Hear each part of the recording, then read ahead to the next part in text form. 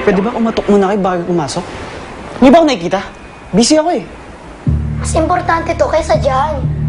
Look, kailangan mo makita to para malaman mo kung gaano ka talagang kamahal ni Mommy Emily. Anong kulit nyo, ha? Di ba sabi ko umalis na kayo? Look, kailangan ni Mommy Emily ng tulong mo.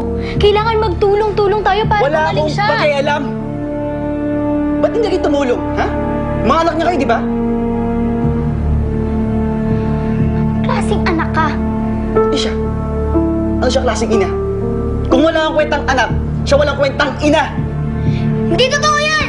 Ba't mo ko dito lang, ha? Dahil hindi totoo ang sinasabi mo, ikaw ang masama! Tama na! Hindi niyo lang pinagdadaanan ko. Hindi niyo ako kilala.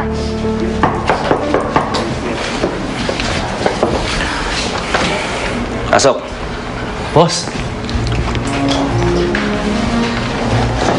Di ba usapan natin alas 6 ng umaga? Anong oras na?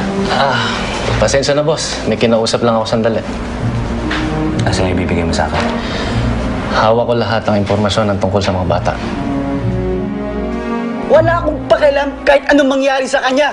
Dahil wala siyang pakialam sa akin! Hindi totoo yan! Mga anak niya kayo, di ba?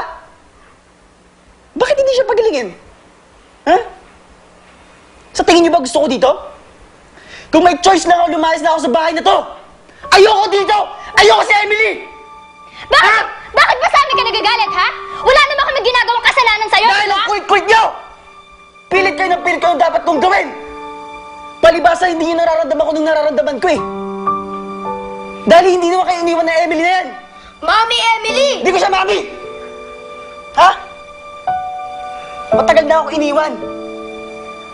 Tumigil na yung pagiging ina niya sa akin! Kaya nga kami nandito para ipakita at ipailala sa'yo lahat ng nangyari. Ito, oh! Isahin!